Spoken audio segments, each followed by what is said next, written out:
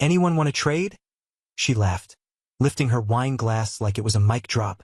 Mine leaves socks everywhere and can't cook to save his life. But hey, he fixes the Wi-Fi. Everyone laughed. Not just polite chuckles. Real belly laughter, the kind that makes people slap the table and look around to make sure everyone else caught it too.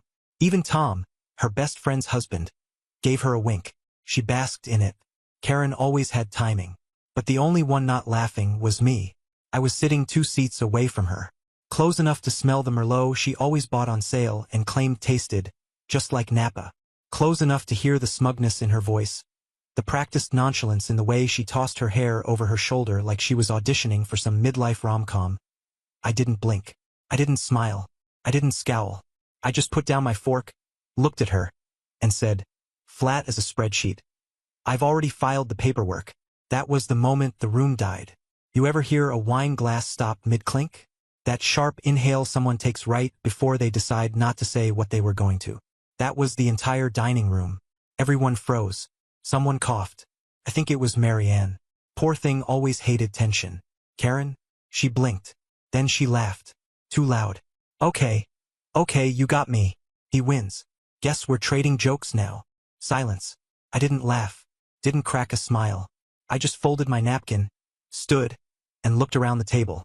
Thanks for dinner, I said to Jason, our host. Lovely evening. Then I walked out. I didn't slam the door. Didn't throw a scene. Didn't shout from the driveway or leave a trail of melodrama. Just slid into my car and drove off. Calm. Focused. Done. Now here's the thing most people don't realize about jokes like that. They're rarely jokes. Not when they're built on years of passive digs, eye rolls, and that fake pity laughter Karen had perfected every time I talked about anything I cared about. But I didn't say that. I didn't need to. You could see it on her face when she got home an hour later. Face flushed, breathing uneven, probably thinking I'd be waiting in the den like some scolded husband in a Hallmark movie. Except the den was empty. So was the closet on my side. And the garage. And the desk drawer where I used to keep receipts, warranties, passports. All gone. Like a breeze had swept through and carried every trace of me out the front door. On the kitchen counter sat a manila folder. Neat. Labeled. Divorce petition. Signed and stamped. Filed 2 days earlier. She stood there for a good 10 minutes. Hand on the marble countertop like it could anchor her to reality. Like the cold stone would help her figure out how the hell I had outplayed her in a game she didn't even realize we were playing. But the truth? I didn't just leave. I planned. Because you don't spend 15 years being belittled, dismissed, and publicly mocked by your own wife without learning to play the long game. The joke wasn't the spark. That dinner was just the final checkmate. The last square. And now, since you've made it this far, let me say something real quick. More than 97% of you who hear these stories never hit subscribe. If you're one of them, fixing that takes 2 seconds and helps our team do what we do best. Tell stories like this that hit where it hurts and where it heals. Just saying. Back to her. She called. 6 times before midnight. I didn't answer. The 7th call came from her sister. I didn't answer that one either. Eventually, she texted, "What the hell is going on?" No response. She must have thought I was just blowing off steam. That she'd get her little apology after I sulked for a few days. That I'd come crawling back with flowers and some garbage about how I overreacted. But Karen forgot something crucial. I was never the one who made things public. She was. Every time she called me useless at dinner. Every time she joked that my job wasn't real work. Every time she made that face. Yeah, you know the one, the tight-lipped smirk women give their friends when their husband starts talking too long. Like they're enduring something instead of loving someone. That night, she didn't just tell a joke. She told the world she didn't respect me. And that was the only punchline I needed.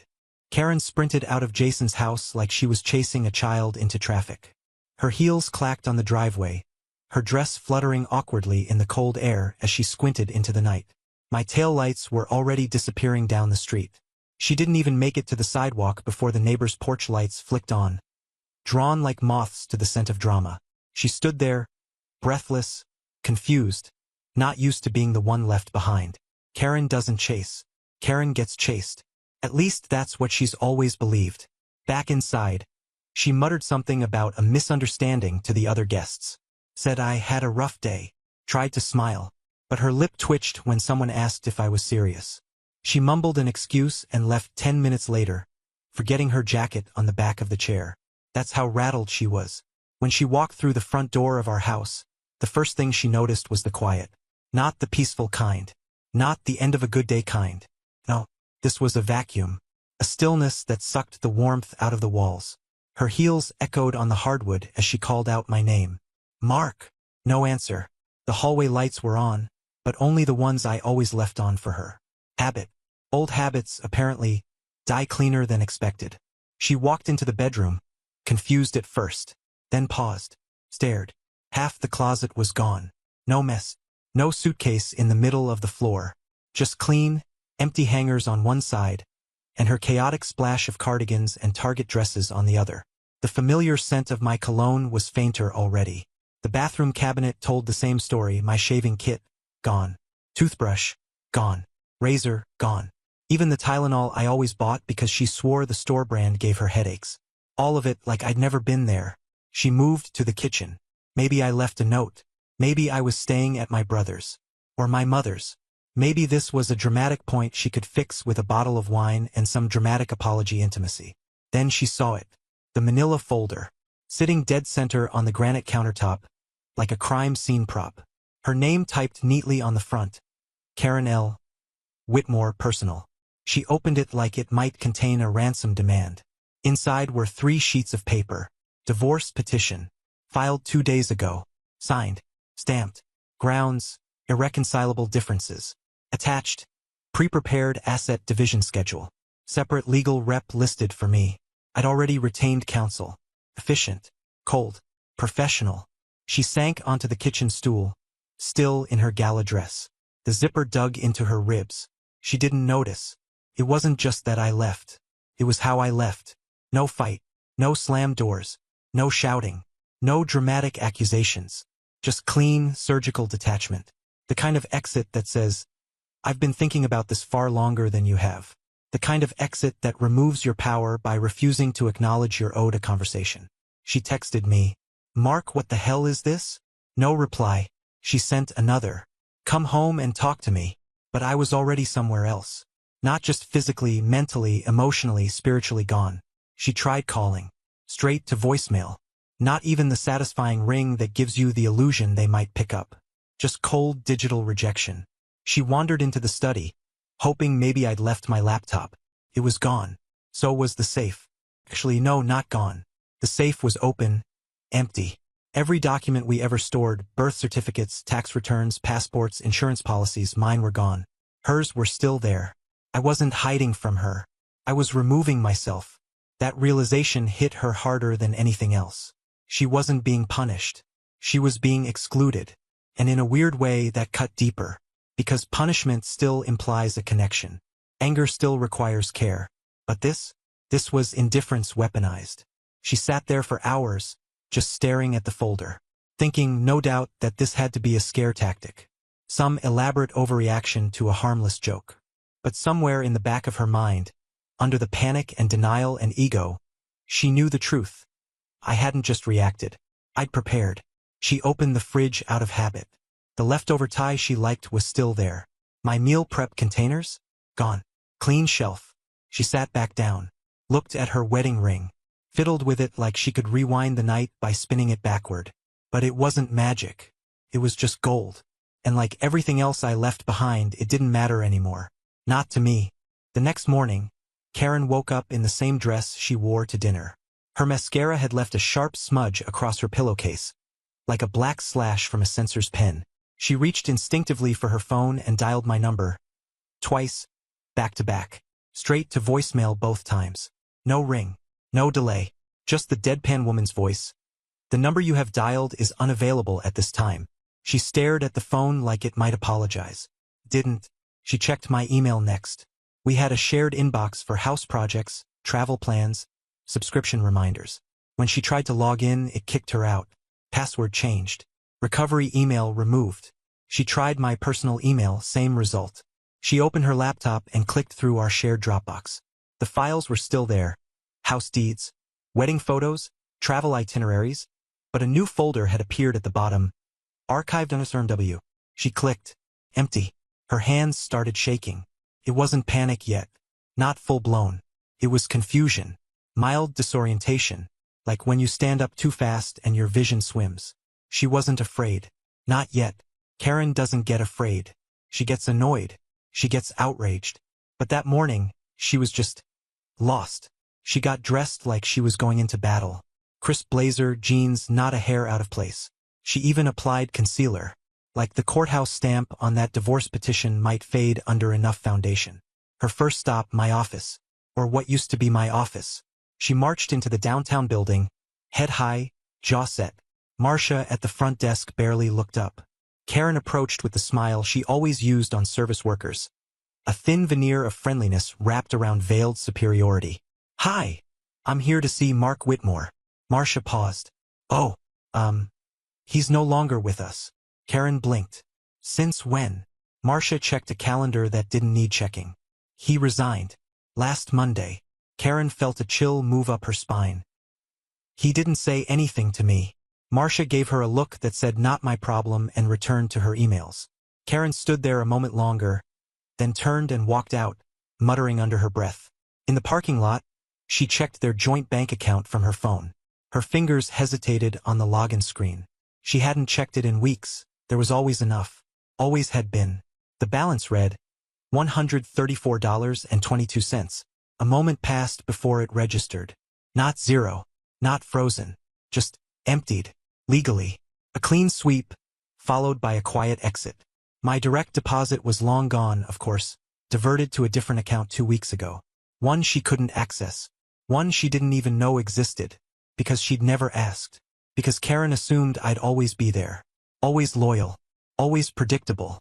She sat there in the car for a long time, staring at the screen, refreshing it like a magician might reverse the trick. Then she called my brother. "Hey Nathan, it's Karen. Have you heard from Mark?" Long pause. "No," he said. "Nothing? Not even a text?" "Nope." "Okay, well, if you do." She heard it. The hesitation. The kind people make when they know something they're not allowed to say. She cut in sharply. "Nathan, I'm not getting in the middle of this." That landed like a slap. "In the middle of what?" Pause again. Then, quietly, "You crossed a line." Click. She stared at the phone like it had betrayed her. Then she called Matt, our old friend from college. Straight to voicemail. She texted, "Call me when you can. Something weird is going on." No reply. She pulled into the driveway of his house 10 minutes later. Knocked on the door. His wife answered and gave her a tight smile. "Hi, Karen. I need to talk to Matt." "He's at work." Karen frowned. "It's Sunday." "I know." The door didn't open any wider. Karen stood there, stunned. "Do you know what's going on with Mark?" The woman didn't blink. "I think you should ask yourself that question." Door shut. Lock clicked. The growing fear that had been crawling up her throat all day finally made it to her mouth. She tasted copper. It wasn't that she couldn't find me. It was that no one wanted to help her find me. People were loyal to me. Not because I demanded it, but because I earned it. Over years. In the little ways that Karen always dismissed as unnecessary. She called it overfunctioning. Said I cared too much what people thought. Said I should toughen up. Maybe she was right. Because the man she knew, he was gone. And every person she tried to lean on, leaned away. She thought she was the center of our social circle. Turns out she was just the orbiting body. The planet. I was the gravity. And without me, her whole world had started to drift. The denial didn't crack right away. Karen told herself I was just playing games. That I'd make my point, go stay at some Airbnb with self-pity and overpriced bourbon for a week, then come back ready to talk. Apologize. Fix it. She even rehearsed the conversation in her head. How she'd say I overreacted. How it was just a joke. How we'd laugh about it someday over wine. She imagined herself being generous. Forgiving. The bigger person. But each day the silence held. Uninterrupted. Total. No texts. No emails. Not even a lawyer's letter. By day 4, she started hunting. She didn't just Google me. She dug. Searched tax records, social media, public court filings. Nothing. Like I'd folded myself out of the world and slipped into a crack no one else could see. And then, because Karen is nothing if not persistent, she refreshed LinkedIn. She didn't even remember why she had a profile until the site asked her to confirm her current position. She ignored the prompt, typed my name in the search bar, and paused. No results. She tried again. Mark Whitmore, managing partner Carrington and Company. Nothing. Then she checked the company page. Banner image updated. Team photo refreshed. Right there, in bold blue font, Graham Ellis, CEO, Carrington and Company. Karen blinked. Graham? Graham, who still wore square-toed loafers and brought egg salad to potlucks. Graham, who once asked her if TikTok was the name of a clock company. CEO? She clicked his profile. Updated last week. His smiling face, same bad haircut. Below that, 2 bullet points that punched the breath out of her. Promoted to CEO following internal acquisition. Former partner Mark Whitmore exits after 12-year tenure. She stared at it like it might change if she didn't blink. Internal acquisition. Exited. No farewell post. No thank you message to clients. Just gone. She slammed her laptop shut like it had insulted her. But the real blow came 3 hours later. Over coffee with a former coworker she ran into at the cafe down the street. Hey, Karen. She looked up, trying to sound casual. Oh, hey. You hear anything about Mark? I saw Graham got CEO Wild, right? The woman paused, then nodded slowly. Yeah, Wild. Karen smiled tightly. Weird that Mark didn't say anything. I mean, he built that firm. Another pause. Then, I thought you knew. He sold his shares. Quietly. A few weeks ago. Karen blinked. He what? Yeah. Full exit. Graham got his stake. Rumor is Mark negotiated a payout, something like high 6s, maybe low 7s? Left everything. Moved, I think. Karen's mouth was dry. Moved. Out of state. Someone said Wyoming. Or Oregon. Or somewhere in between. I don't know. He's off the radar. Her hand trembled just slightly as she sipped her latte. The conversation moved on. But in Karen's mind, something split clean down the middle. It wasn't just that I'd left the firm. It was that I'd left no trail. Like I'd walked away from the life she assumed I was tethered to, and never looked back. Like she had built this narrative of us, this static domestic sitcom, where the characters stayed the same forever. Mark, the dependable husband. Mark, the background guy. Mark, the Wi-Fi fixer. She never imagined Mark as the exit planner, the financial strategist, the ghost in designer shoes. Back home, she opened our filing cabinet. Every year I printed our tax records, filed them neatly, color-coded tabs. That irritated her to no end. Why not just scan it all like a normal person? She'd say. She opened the folder labeled Investments. It was bare. Not empty. Removed. Tabs gone. Papers gone. Only the placeholders left. The skeleton of our financials. She moved to the bedroom, pulled out the drawer where I kept old passports, IDs. All gone. She didn't cry. Not yet. Instead, she sat at the kitchen counter with her phone in hand and opened our Chase banking app again. Not the checking. The investments. The screen flickered and then loaded. Account closed. No longer active. Her pulse thudded in her neck. This wasn't a man in pain. This wasn't a man acting out of spite. This was something else entirely. A man who'd been waiting, preparing. And when the moment came, he didn't react. He executed. The envelope was thick, one of those stiff, official-looking ones with a pre-printed label and a barcode across the front. Delivered by hand. Signed for. Karen didn't even hear the knock. She found it when she opened the door mid-morning to grab a package she'd forgotten she ordered. There it was, tucked behind the Amazon box of overpriced facial serums she didn't really need anymore. She stood in the doorway for a second, envelope in hand, dread blooming low in her stomach like rot. No return address. No handwriting. No note tucked under the flap saying please call me or we need to talk. Just cold, bureaucratic silence in paper form. Inside, a stack of documents, professionally bound, neatly tabbed. At the top, in bold, emotionless font, transfer of real property, joint tenancy to sole ownership. She read it again, and again. The house was now hers. Sole owner Karen L. Whitmore. Attached were forms verifying the quitclaim deed had been filed. The property reassigned.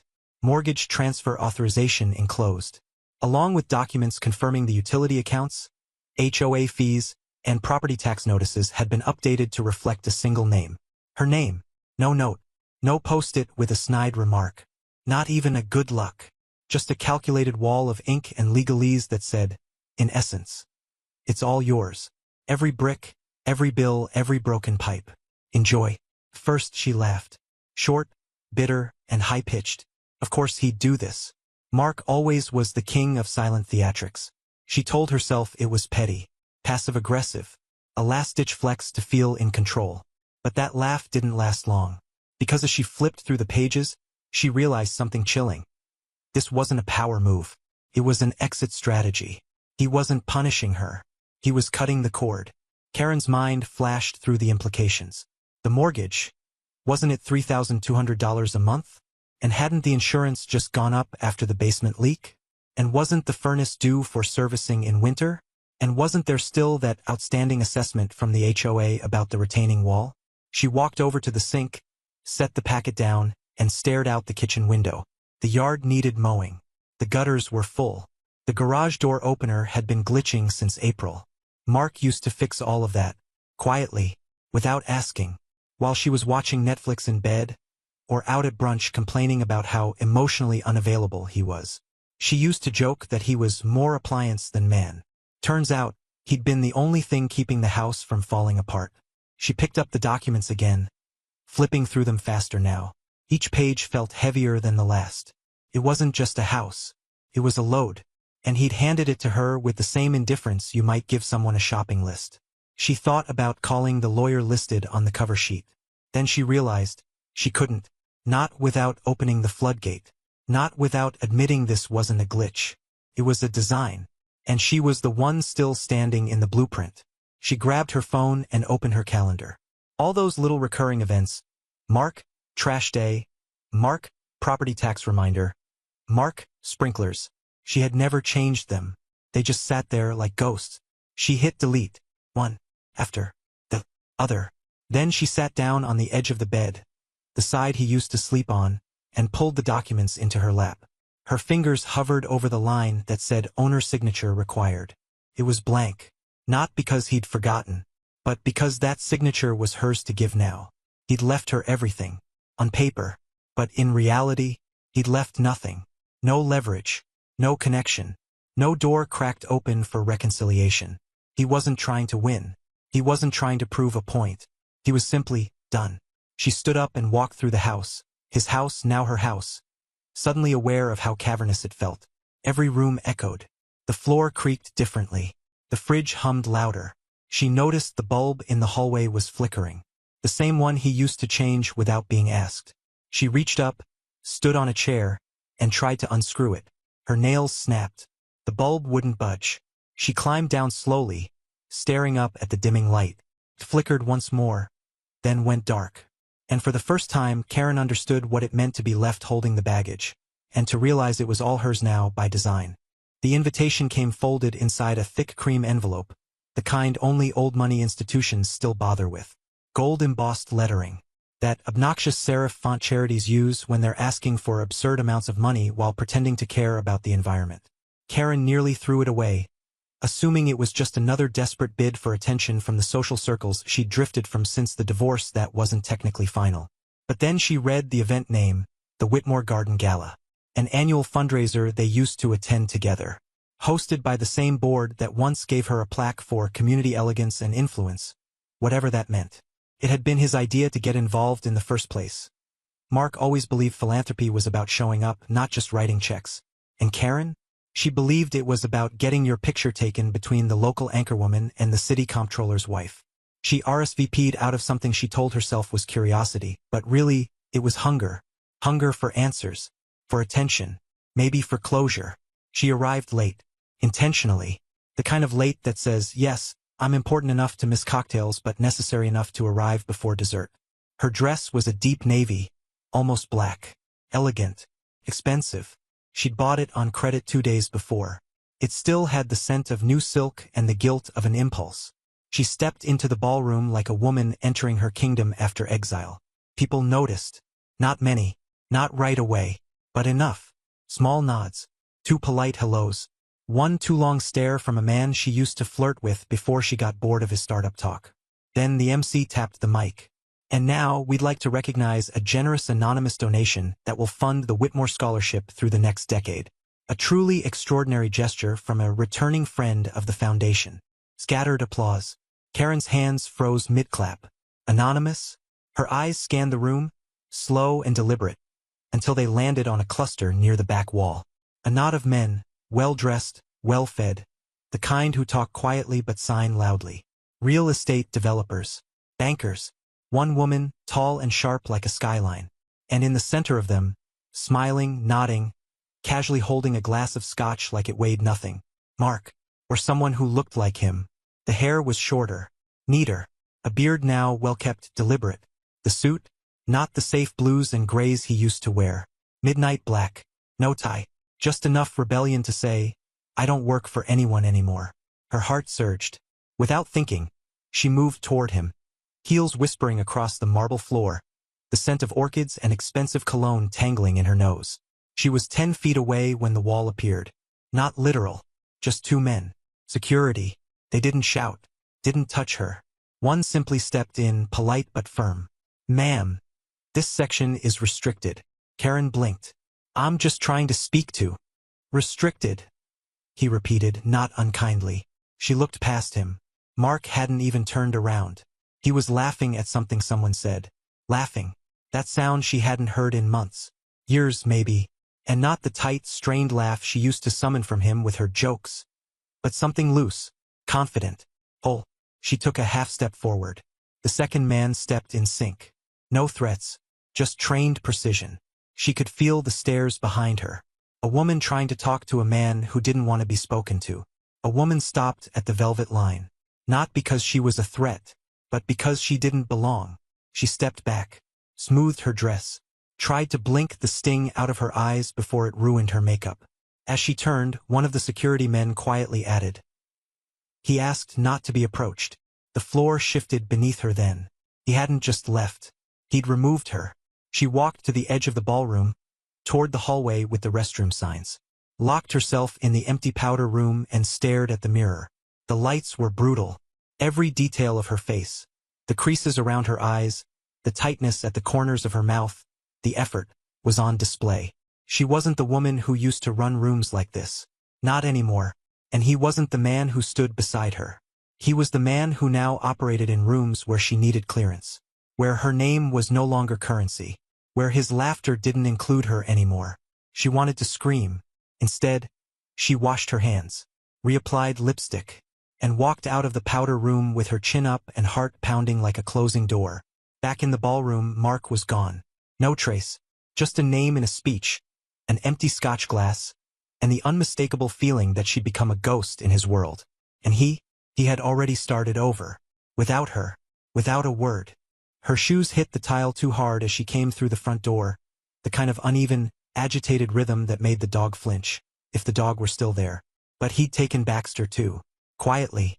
Weeks ago. The crate was still in the garage, folded and leaning against the wall like a reminder of how many things she hadn't noticed disappearing.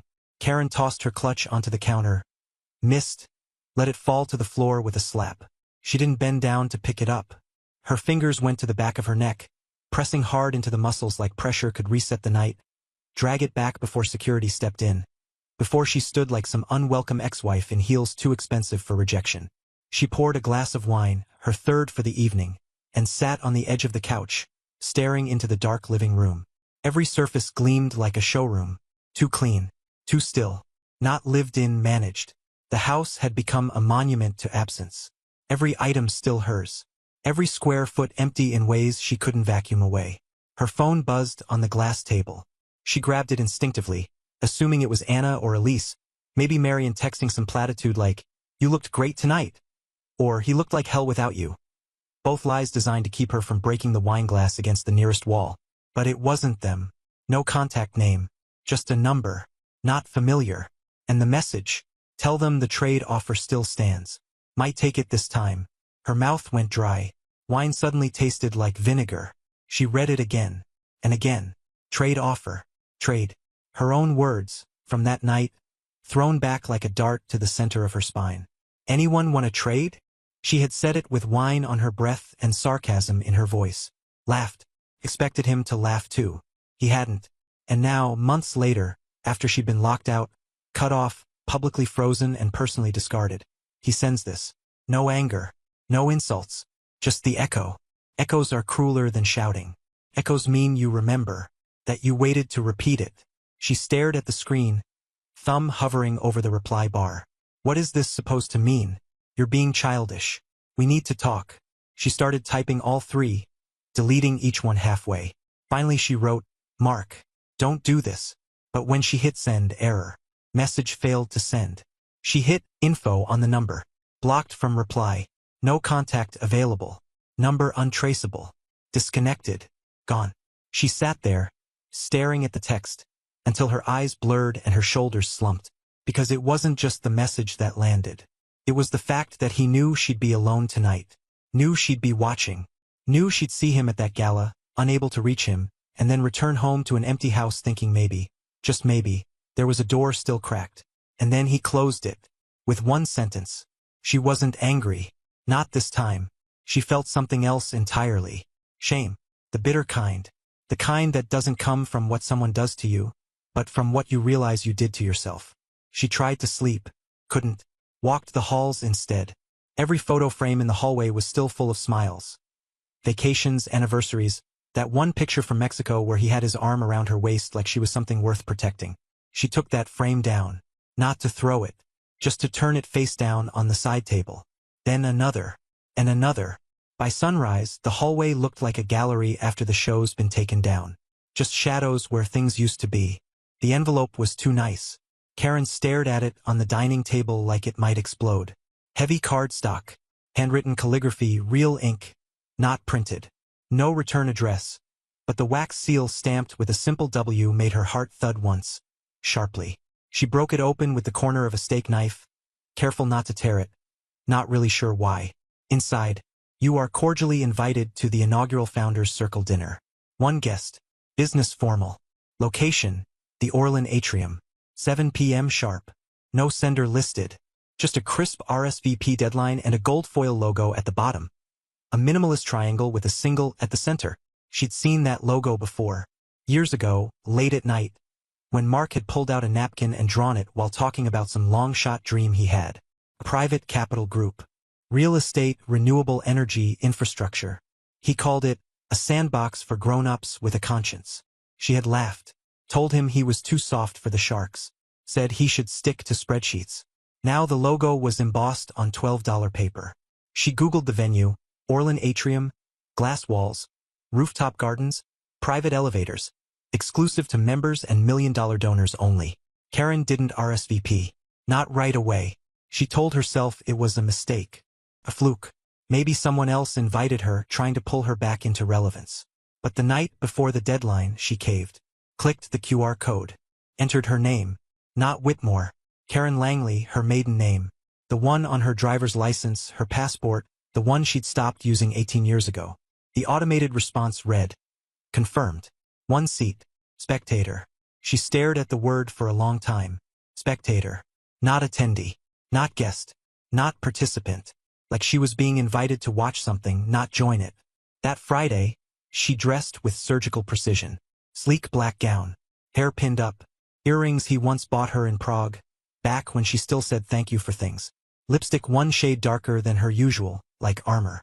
The car dropped her off in front of the atrium at 6:57. She climbed the marble steps alone, trying not to look up, afraid she might see his silhouette through the glass. The doorman checked her name against a list, paused, then gave a faint nod. This way, Ms. Langley. It landed like a slap. Inside, the room glowed, not just from light but from money. The kind of money that doesn't wear labels, it funds them. People milled around in tailored silence. Men who ran cities. Women who dismantled legislation over cocktails. Not a single familiar face. Not one person who looked like they'd ever sat through PDA meetings or suburban HOA disputes about fence height. She was escorted past the mingling, up a curved staircase, into a smaller mezzanine balcony that overlooked the main floor. Private area. 24 seats. One table. All perfectly spaced. Her nameplate waited at the end. Karen Langley, spectator. She blinked. Took the seat. The man beside her didn't make eye contact. The woman across from her typed something into her phone and laughed softly at the response. No one asked who she was. No one seemed surprised she was there, which was somehow worse. She watched the room below slowly fill. At precisely 7:10, the lights dimmed, and the glass curtain on the far wall shifted. A stage emerged, and Mark walked onto it. Not hurried, not shy, confident, polished, dark suit, open collar, that same triangle dot logo on his lapel. He looked like he belonged there, not like a guest, like the architect. Karen's mouth went dry. No teleprompter, no notes. He began to speak. 3 years ago, I left something that looked a lot like stability. A house, company, a name. He didn't look up toward her balcony. Not once. I traded predictability for precision, comfort for conviction. Some people didn't understand. Some still don't. But this, he gestured behind him, where the logo shimmered on a massive screen. This is what I built in the silence. There was no applause. Just the kind of stillness that means people are listening too hard to clap. He continued, spoke of partnerships, of funding cycles, of next-generation urban developments in zones once labeled non-viable. He name-dropped investors, board members, even government officials. Every sentence landed like a brick in the foundation of something larger. Karen's fingers dug into her clutch under the table. She didn't know what hurt more, that he'd done it without her, or that he'd done it because of her. This wasn't about her anymore. She wasn't the punchline. She wasn't the obstacle. She wasn't even the ex-wife. She was the empty chair next to his at the start of something massive. And she'd been given a front-row seat, not to celebrate, but to watch. Near the end of the dinner, when wine glasses were half empty and waitstaff moved like shadows through candlelight, Mark returned to the stage. No fanfare, no music, just a quiet hush falling over the room as the founder stepped into view again. Karen's fingers curled around the stem of her glass so tightly she felt the muscles in her palm begin to ache. She hadn't touched the food. Her plate was still full, untouched steak, a garnish wilting at the edge. Around her, people leaned forward with curiosity, anticipation. But she already knew this wasn't about quarterly growth or development projections. This was about her, even if no one else in the room realized it yet. Mark stood still for a moment, as if calibrating his breath. Then he said, 3 years ago, I was reminded of how replaceable some people think we are. A polite silence swept across the floor. I was someone's joke, a routine, a throwaway line. And I realized, if that's the role I'm playing in someone's story, then maybe I should start writing my own. Karen flinched. She didn't mean to, but her body betrayed her. Her stomach twisted. Her jaw locked. I made a trade, Mark continued. Comfort for clarity. Silence for strategy. And I started again. The screen behind him flickered to images of blueprints. Cities. Skyscrapers in progress. Rows of smiling young architects. Renewable energy hubs. Low-income housing developments already breaking ground. I didn't announce it. I didn't advertise it. I just got to work. His voice stayed calm, level. But beneath it was something she recognized. A precision honed not by rage, but by resolve. This foundation, this circle, this life, he said, gesturing to the crowd around him, exists because I was underestimated, because I was dismissed. Karen sat perfectly still, but her chest felt like it was collapsing inward, like something dense and sharp had settled behind her ribs and refused to move. Mark gave a brief nod.